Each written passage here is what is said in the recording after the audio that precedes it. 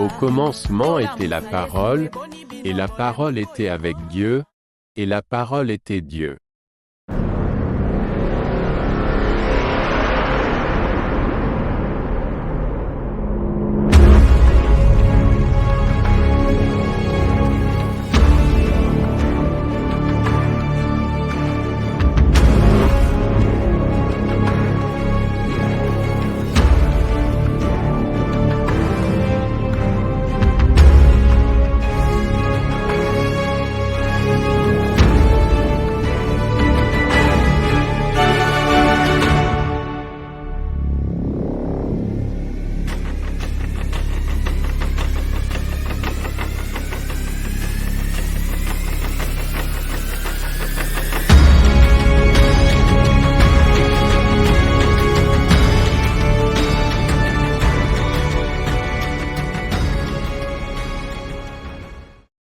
Cela importe d'autant plus que vous savez en quel temps nous sommes, c'est l'heure de vous réveiller enfin du sommeil, car maintenant le salut est plus près de nous que lorsque nous avons cru.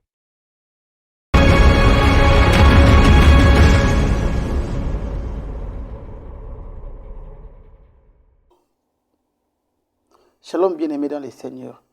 La sentinelle toujours fidèle à son poste, mais voici, ensemble, aujourd'hui, nous allons inviter l'homme de Dieu, le pasteur Philippe Zézé de la Côte d'Ivoire, pour nous ouvrir les Écritures sur ce qui concerne les liens familiaux.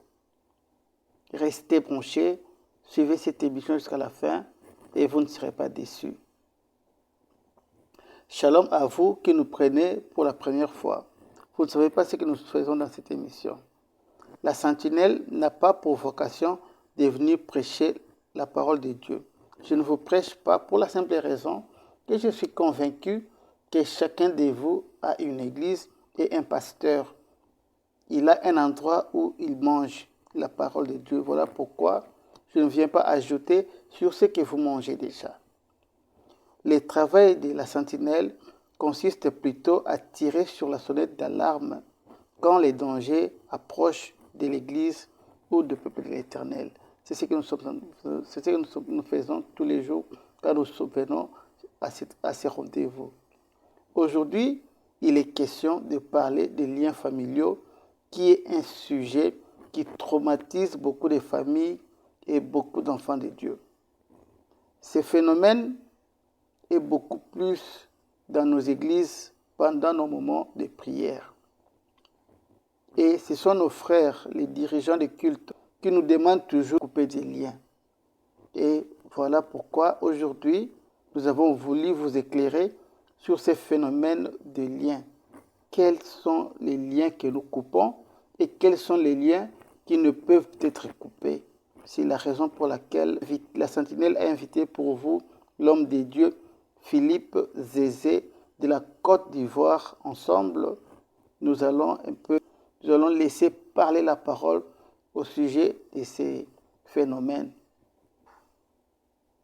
Avant d'inviter l'homme de Dieu, je vous prie de liker et de partager. Je vous laisse 1 minute pour le faire pendant que je lance ce spot.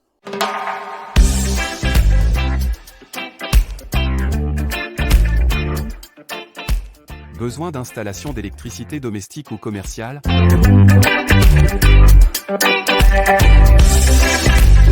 La décoration lumineuse dans vos cuisines et autour des piscines? La climatisation, ainsi que la plomberie dans vos bâtiments, au-delà de simples dépannages, UPD Electrical et Maintenance, vous apporte la solution dans la lutte contre le réchauffement climatique par l'énergie renouvelable avec un équipement solaire de dernier cri.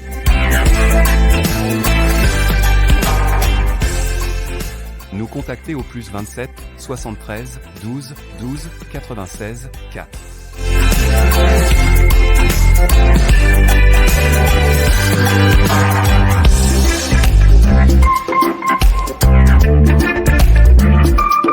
UPD Electrical et Maintenance.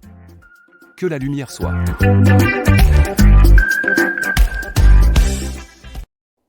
Merci bien-aimés pour l'attention que vous accordez à cette émission. Nous invitons maintenant le pasteur Philippe Zézé qui nous vient de la Côte d'Ivoire afin de nous éclairer. Avec lui, ce sera du tic au tac. On ne va pas prendre beaucoup de temps parce que cette émission n'a que 30 minutes. Et voilà pourquoi nous utilisons toujours la méthode de 3C. Clair, concis et court. Donc, avec le frère, nous allons juste parler de l'essentiel.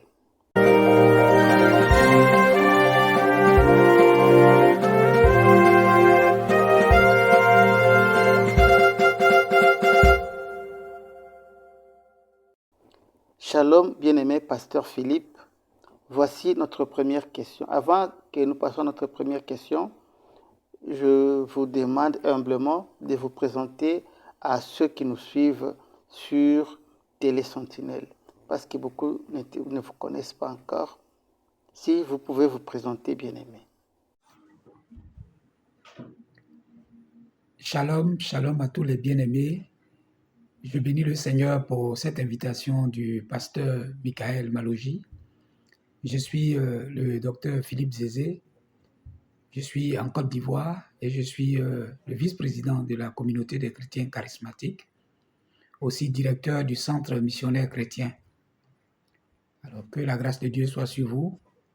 Et ce soir, je pense que nous allons échanger sur les fondements de la parole de Dieu par rapport à certains thèmes.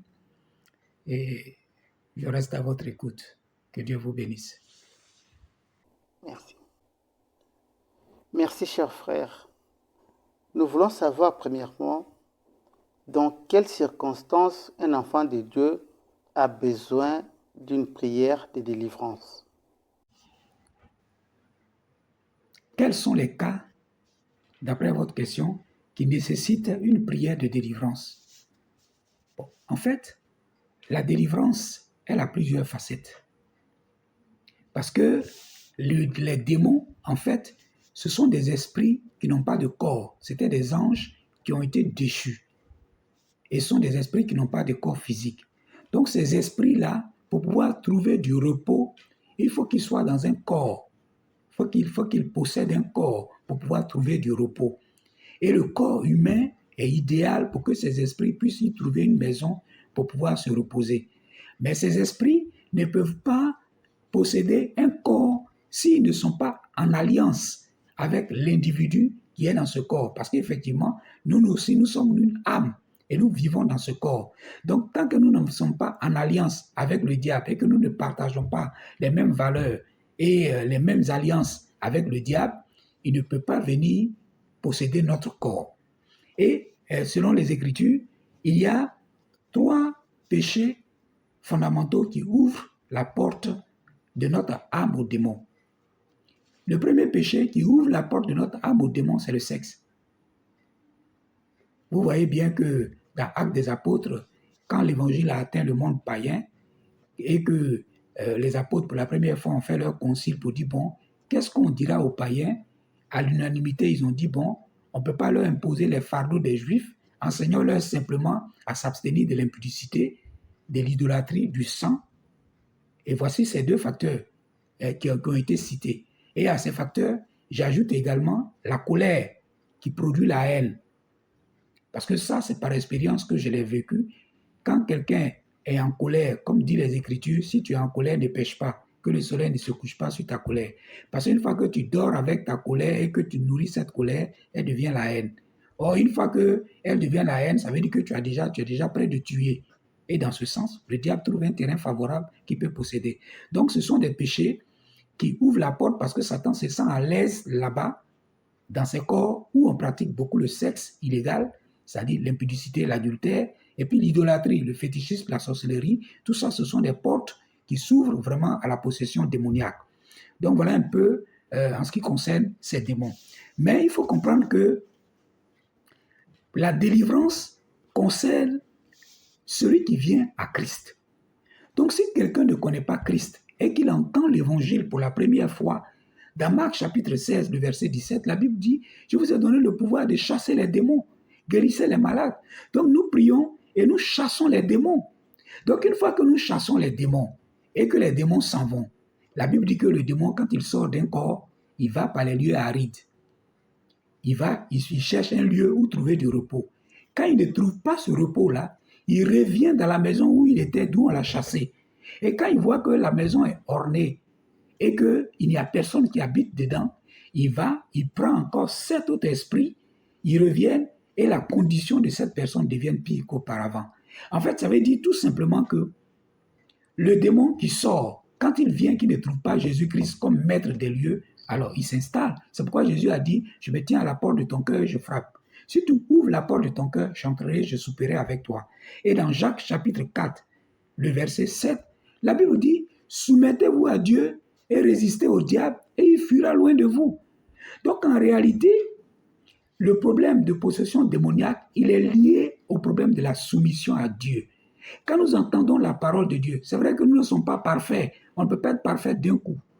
La perfection, elle est progressive. C'est-à-dire, quand tu entends aujourd'hui la parole de Dieu pour dire que ça, Dieu n'aime pas, alors tu t'appliques à te soumettre à ça. Et au fur et à mesure que tu avances dans la connaissance du Seigneur, tous les enseignements que tu reçois, tu appliques ces enseignements. Sinon, si tu n'appliques pas ces enseignements, l'apôtre Jacques dit que tu es comme quelqu'un qui regarde son visage dans un miroir et il voit des taches, des boutons, et puis après il se retourne comme si de rien n'était. Donc en réalité, si vous vous sanctifiez et que vous chassez toutes les impuretés de votre cœur et de votre corps, Satan ne trouvera plus la place là, parce que lui-même, s'il revient, il sera mal à l'aise. Parce qu'un porc qui n'a pas de boue, il n'est pas à l'aise. Voilà, il faut qu'il y ait la boue, il faut qu'il y ait des conditions pour que le porc puisse se sentir à l'aise. Il en est du même des démons. Donc si votre corps est pur dans la sainteté avec le Seigneur, le diable s'enfuira loin de vous. Merci, cher frère. La deuxième question est celle de savoir, est-ce que ce que nous appelons les liens familiaux sont-ils toujours péjoratifs? Alors, la question est de savoir si les liens familiaux ont toujours été négatifs pour un chrétien converti, un chrétien né de nouveau. Alors, je dirais que non. Les liens familiaux sont d'abord une bénédiction. Parce que Dieu dit, la Bible dit que Dieu crée l'homme et la femme et les bénit et il leur dit soyez féconds. Donc, l'issue de cette bénédiction, soyez féconds, c'est pour fonder la famille, c'est pour avoir des enfants, c'est pour avoir des lignées. Et dans Genèse chapitre 2, le verset 24, il confirme cela en disant « L'homme quittera son père et sa mère, s'attachera à sa femme, et les deux deviendront une seule chair. » Donc la bénédiction qui est issue de la procréation est une bonne chose, en ce sens que dans Exode chapitre 20, le verset 12, au 5e commandement, il est écrit « Honore ton père et ta mère, tes jours seront heureux sur la terre. » Donc c'est une bonne chose d'avoir des liens de famille, parce que dans les liens de famille, l'homme est protégé, il est soutenu et il peut évoluer dans la société parce que c'est Dieu qui a voulu bénir les familles de la terre à travers sa parole. Maintenant, la difficulté sur la question des liens familiaux vient à partir de la loi. Parce que le 2e commandement dit « Tu n'auras pas d'autre Dieu devant ma face et tu ne te feras pas d'image taillée ni de représentation quelconque.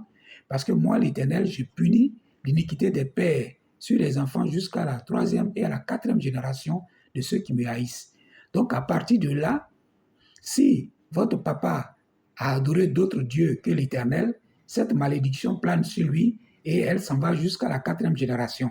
Donc voilà d'où vient un peu cet aspect de la négativité du lien familial. C'est pour cela que d'ailleurs il est écrit dans le livre d'Ézéchiel qu'il y a un proverbe en Israël qui dit que vos pères ont mangé des raisins et les dents des enfants se sont agacées. Bon, dans notre contexte africain, je dirais que vos pères ont mangé des mangues non mûres et les dents des enfants ont été agacées. Donc voilà un peu le contexte des liens familiaux.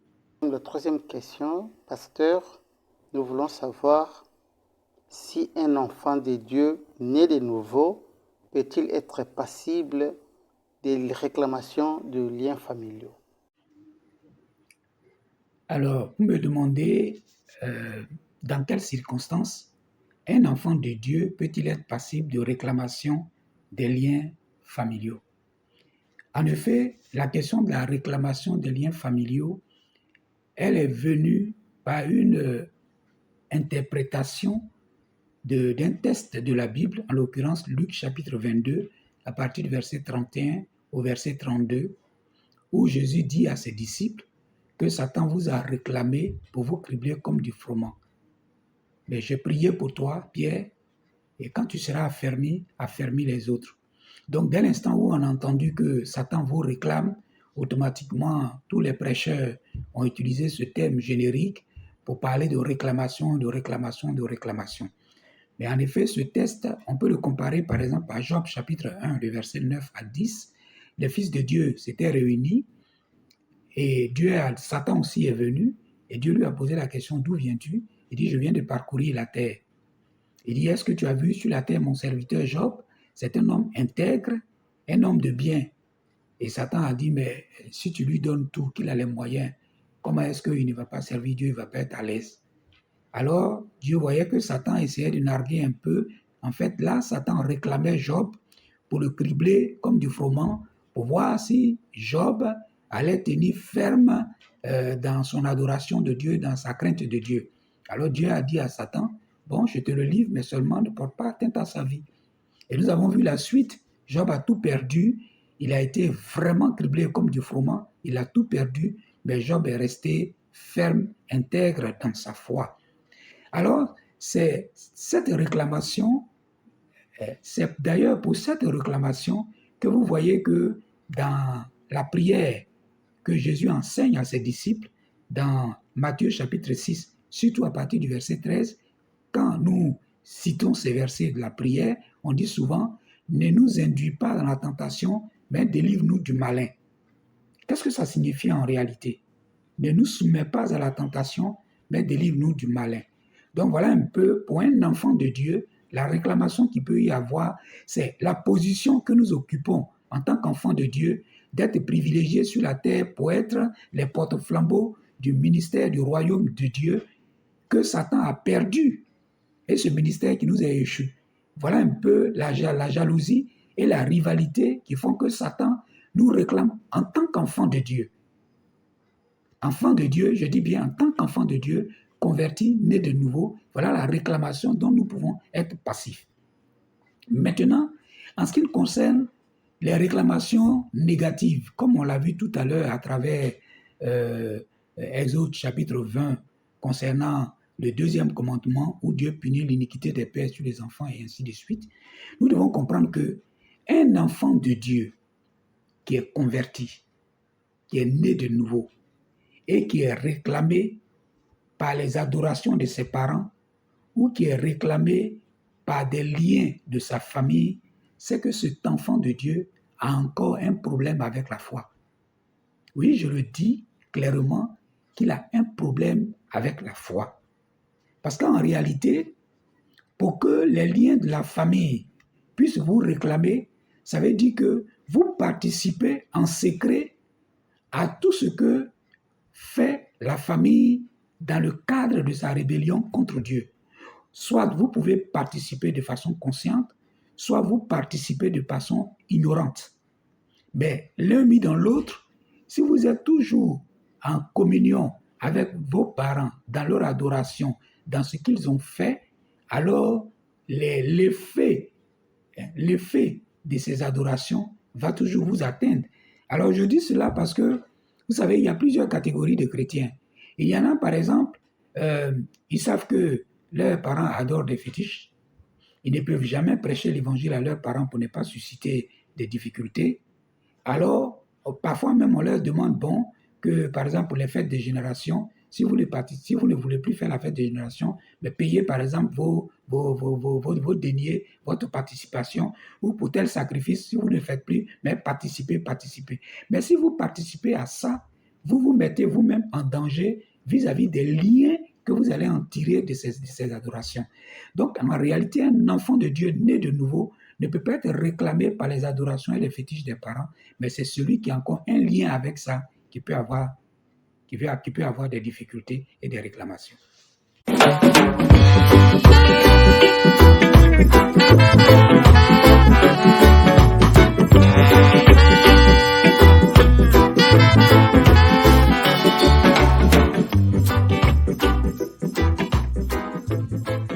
God has already created you beautiful. All that remains is to highlight the best version of your figure. Salon Honey Beauty puts its expertise in this area at your disposal. Located in Johannesburg, on 192 Maya Street, in Germiston City, in the Rainbow Nation, Salon Honey Beauty offers you a beauty clinic that is cleaner than cleanliness.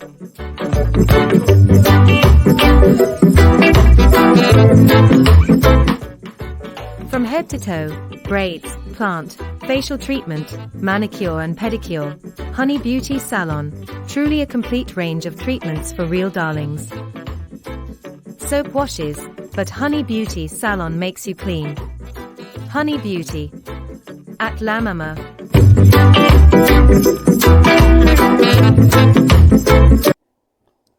Merci beaucoup, pasteur, très cher frère, que Dieu vous bénisse.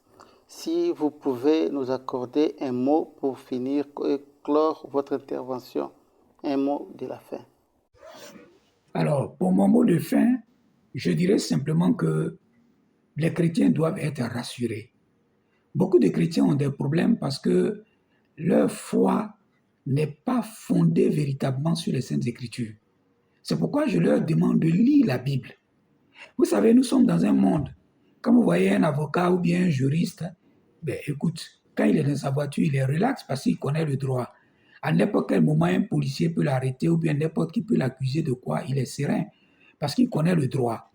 Mais nous aussi, notre droit, c'est la Bible, ce sont les Saintes Écritures. C'est ce qui nous donne le droit divin. Et Satan aussi, il connaît le droit. Satan sait quand un chrétien n'est pas agréable à Dieu, quand lui, il peut l'accuser, Satan sait. Donc si nous lisons la Bible, elle nous permet de connaître la volonté de Dieu afin d'éviter les pièges du diable par lesquels il va nous accuser. Donc, dans Luc chapitre 10, le verset 18, en ce qui concerne le pouvoir de Satan, nous n'avons plus à craindre le diable, ni à craindre Satan et son pouvoir. Parce que Jésus a dit, je voyais Satan tomber du ciel comme un éclair. Il est tombé. Il a été vaincu. Il a été vaincu. Et dans Colossiens chapitre 2, la Bible dit que Jésus a livré les dominations, les autorités, les a livrées publiquement en spectacle. Et il les a dépouillés. C'est-à-dire qu'ils n'ont plus de pouvoir. Parce que le pouvoir du diable, c'est le péché. Or, Jésus est venu pour briser le péché. Avant Jésus-Christ, le péché n'était pas effacé. Il était juste pardonné. Quand on faisait des sacrifices des animaux, le péché était pardonné parce que Dieu conduisait son peuple vers un but. Mais quand Jésus est venu avec le sang de l'agneau, c'est-à-dire le sang pur qui est venu du ciel, maintenant les péchés sont effacés. Et le livre de mort dans lequel étaient écrits nos noms sont maintenant effacés du livre de mort et nos noms sont maintenant écrits dans le livre de vie. Donc si vos noms sont écrits dans le livre de vie, alors la démarche maintenant, c'est que c'est un combat perpétuel. Il ne s'agit pas de dire, à chaque fois quand vous êtes au culte, battre des mains, je chasse Satan, je chasse, tu es lié, oui, tu es lié. Mais il faut te dépouiller.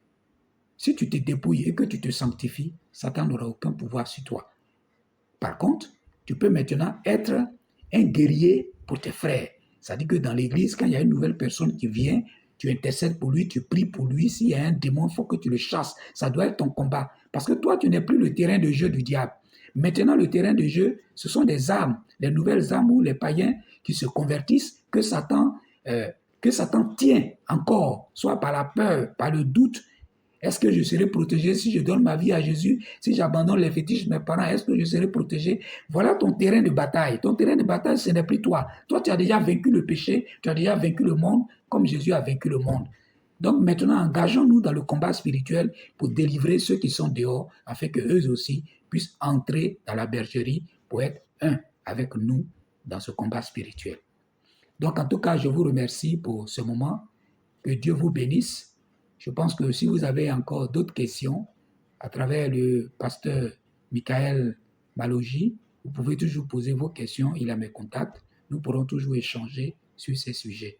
Vraiment que Dieu vous bénisse et que Dieu bénisse cette jeune télévision en ligne. Merci, pasteur.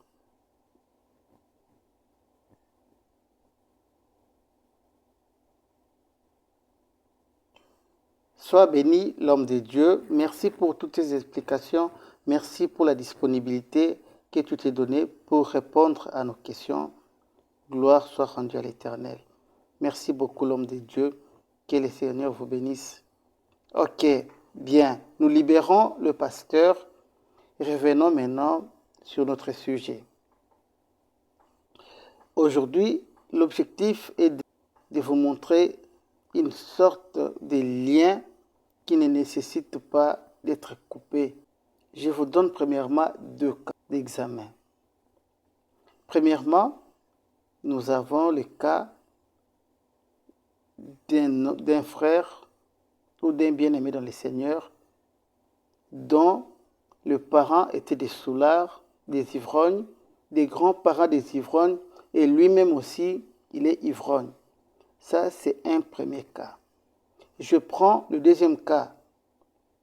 C'est le cas d'un bien-aimé qui souffre de l'hypertension, dont les parents sont morts de l'AVC. Quels sont les cas qui nécessitent de couper les liens? Ici, nous nous trouvons généralement en face de 2 cas. Le premier cas est spirituel, mais le deuxième ne l'est pas. Généralement, lorsque nous faisons la prière de couper les liens, lorsque nous coupons des liens dans notre prière, il s'agit de liens spirituels. Il s'agit de données spirituelles.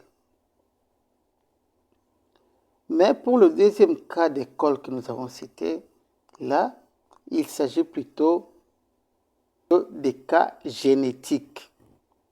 C'est le sang. L'homme hérite le sang de ses parents. On ne peut pas couper le sang. Il n'y a même pas un instrument pour couper le sang. Lorsqu'on vous dit, pour ce cas, le deuxième cas dont j'ai cité, lorsqu'on vous dit, vous devez prier, couper les liens, c'est impossible. Il n'y a pas un instrument pour couper, par exemple, les liens, les sangs que tu as hérités de tes parents. Pour les liens génétiques, on ne les coupe pas. Ce que nous coupons à l'église, ce sont des liens qui sont spirituels. Et ce n'est pas tous les liens qu'un enfant de Dieu peut hériter. Nous pouvons lire les livres de Jérémie au chapitre 31, à partir du verset 29 jusqu'au verset 30-31, et vous allez comprendre qu'un enfant de Dieu ne peut plus être passible de certains liens. Car dans Jérémie, la Bible nous parle de la nouvelle alliance. Nous sommes déjà dans la nouvelle alliance. Chacun mourra de ses propres péchés. Quand tu as cru au Seigneur Jésus, tu ne peux plus jamais porter le péché de tes parents, ni de tes ancêtres. Quand vous allez dans une église et on vous dit que vous avez les péchés de vos ancêtres, il faut qu'on coupe les liens de vos ancêtres, et que toi tu es déjà en Christ, baptisé du Saint-Esprit, tu crois déjà en Jésus, tu es déjà sauvé. Ne croyez plus à ces prophètes qui vous disent qu'il faut couper les liens de vos ancêtres. Un enfant de Dieu, né de nouveau, n'a plus de liens d'ancêtres, n'a plus de liens de ses ancêtres ou de ses arrière-parents ou de ses propres parents. La Bible est claire là-dessus. Chacun mourra de ses propres péchés. Même dans le Nouveau Testament, la Bible dit « L'âme qui pêche, c'est celle qui mourra ».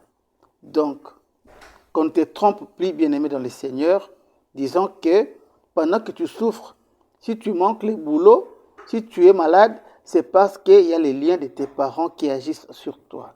Non, c'est un mensonge, parce que nous venons de lire avec vous la parole de Dieu. Il n'y a aucune écriture qui dit qu'une fois déjà sauvé, tu peux encore être passible des liens de tes ancêtres ou des réclamations de tes ancêtres qui ont péché. Chacun portera sa propre croix, ainsi dit la parole de Dieu. Bien-aimé, je suis venu te dire, bien-aimé, que ne crois plus, ne prêtez plus foi à tous ces prophètes qui te disent que tu souffres parce qu'il y a des liens de famille qui te réclament. Sauf si tu es conscient que tu n'es pas sauvé. Mais pour toute personne qui est conscient qu'il est sauvé par le sang de l'agneau, la Bible nous dit qu'ils l'ont vaincu à cause de la parole de leur témoignage et du sang de l'agneau. Le sang nous a déjà lavés de toute malédiction. Si tu te crois être enfant de Dieu, sache que le sang de Jésus t'a déjà lavé de toute malédiction. Tu n'es plus passible de certains liens familiaux. Non, non. Sauf si ce sont sauf si ce sont des liens de sang. Sauf si ce sont des liens physiques. Là, tu peux parler de liens de famille, comme nous l'avons dit auparavant. Mais pour ce qui est spirituel, un enfant de Dieu n'hérite plus jamais des liens de sa famille, de ses ancêtres, de ses aïeux. Ne prête plus foi. Ma sœur, mon frère, ceux qui te faisaient perdre le temps en te disant qu'il faut couper les liens de tes ancêtres, tu dois d'abord savoir si réellement en toi il y a des réclamations des liens. Il ne faut pas aller à l'église et commencer à couper des choses qui n'existent pas. Tu fais un travail vain. Aujourd'hui, tu as compris, bien-aimé dans le Seigneur, qu'il y a d'autres histoires dont on nous parle dans l'église qui n'ont pas leur place dans notre vie, nous qui avons déjà cru au Seigneur et nous qui sommes déjà sauvés. Et moi, je crois que toi, tu es déjà sauvé. Si toi-même, tu es conscient dans ton cœur que Christ t'a déjà sauvé, donc ces histoires n'existent plus jamais dans ta vie. Si tu chômes, c'est parce que l'État va mal. C'est parce qu'il n'y a pas de boulot dans notre pays. Si tu es malade, c'est normal parce que le corps est faible. Et après avoir travaillé, le corps s'affaiblit. Tu peux tomber malade. Il n'y a pas une prière qui peut couper des liens génétiques. Nous héritons les génomes de nos parents. On ne peut jamais les couper, c'est physique. Nous ne coupons pas les liens qui sont matériels. Ce que nous coupons quand nous prions, ce sont des liens spirituels. Mais alors, pour toi qui es déjà enfant de Dieu, il n'existe plus jamais ces histoires dans ta vie. Si on te l'a dit quelque part par un prophète, c'est par besoin d'argent que les prophètes les disent. Il les dit parce qu'il a besoin d'argent. Il a besoin d'être truandé. Mais la Bible ne les dit pas. La Bible ne les dit pas pour ceux qui sont déjà en Jésus. Pour ceux qui sont déjà en Jésus, Romains 8 les dit, il n'y a plus de condamnation. Aucun lien. Je suis venu te dire, mon frère, ma soeur, il n'y a aucun lien qui te condamne. Christ t'a déjà sauvé, plus rien ne te condamne. Si tu passes des moments difficiles, c'est inhérent à la vie d'un homme. C'est normal, tu peux passer des moments difficiles, mais il n'y a jamais de condamnation pour ça. Continue à croire à Dieu, continue à prier, ça passera. Ce sont des moments qui viennent et qui passent. La pauvreté peut venir et passer. Une piaka peut venir et passer. Les difficultés, la maladie peut venir et passer. Ce sont des choses qui sont inhérentes dans la vie d'un homme normal. Qu'on ne te dise pas par un prophète que tu souffres parce qu'il y a certains liens qui te réclament. Bien-aimé, refuse ça parce que tu es enfant de Dieu. Aucun lien ne peut réclamer quelqu'un qui est déjà sauvé par le sang de l'agneau. Parce que Christ t'a rendu libre. Lis la Bible, tu verras que tous ceux qui croient au Seigneur Jésus-Christ sont déjà libres et totalement libres. La Bible dit réellement libre.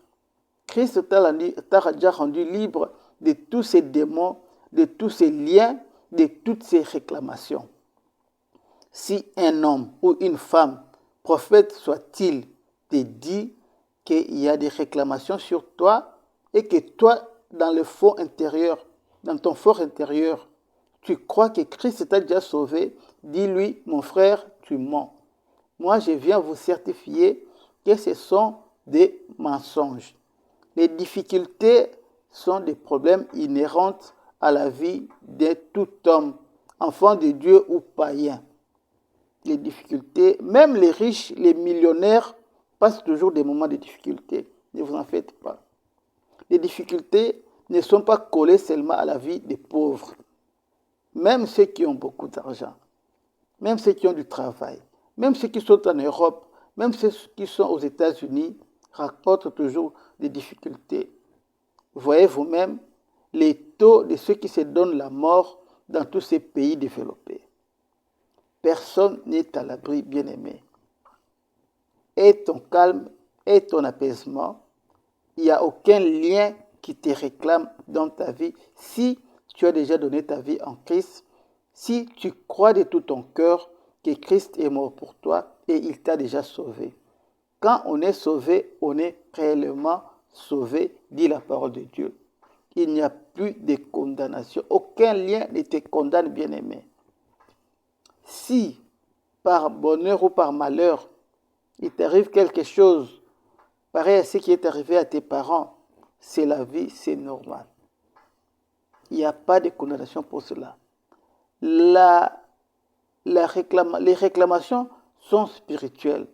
C'est comme les cas que j'ai donnés ici pour l'ivrognerie. Tu avais des parents qui étaient des ivrognes et toi aussi, tu n'arrives pas à te débarrasser de l'ivrognerie. Ça, c'est spirituel, ça peut s'expliquer. Ce sont des cas pour lesquels on peut faire des prières de couper les liens. Ce sont des cas pareils parce que là, ce sont les démons qui agissent. Les démons qui poursuivent les enfants de père au fils. Mais cela n'arrive pas à ceux qui sont déjà sauvés en Christ. Je crois que tu vas passer un bon dimanche dans la paix du Seigneur, que Christ prenne place dans ton cœur et dans ta vie. Sache que ce que tu es en train d'endurer aujourd'hui, ce que tu es en train de vivre aujourd'hui, n'a rien à voir avec des liens familiaux. Ce sont les modérateurs de l'Église qui te font croire que tu as des liens.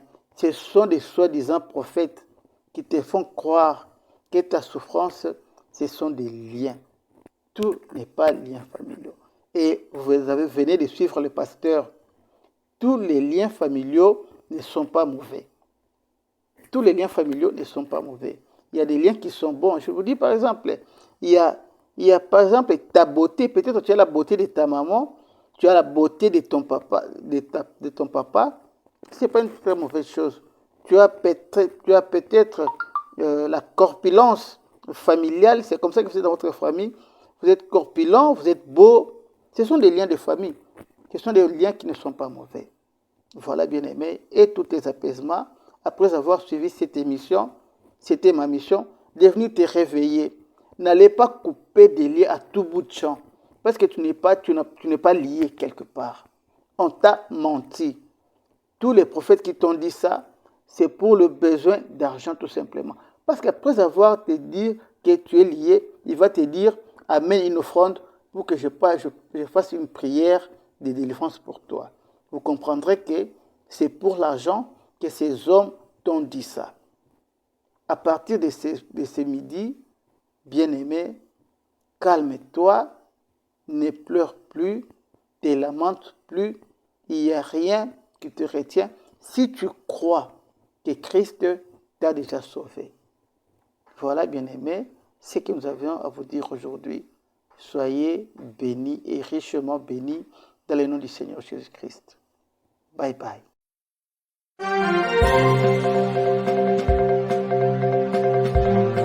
Télé Sentinelle, la chaîne chrétienne sur YouTube qui vous ouvre les écluses de la parole de Dieu avec la sentinelle Michael Mpeoyi. C'est le temps de nous réveiller du sommeil spirituel.